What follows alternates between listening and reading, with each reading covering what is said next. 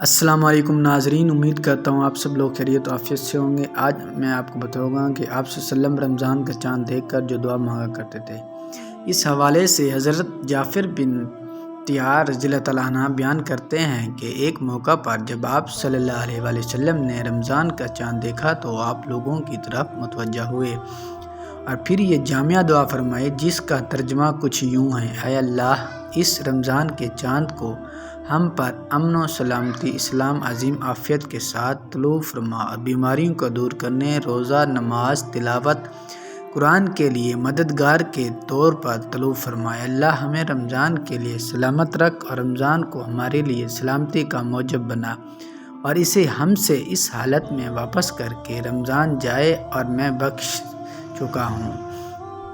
اللہ ہم پر رحم فرما اور ہم سے درگزر فرما۔ اس لیے ہمیں چاہیے کہ ہم رمضان شریف ہونے سے پہلے اللہ تعالیٰ سے عہد کریں کہ ہم اس مہینے میں کوئی ایسا کام نہیں کریں گے جو کہ اللہ کی ناراضگی ہو،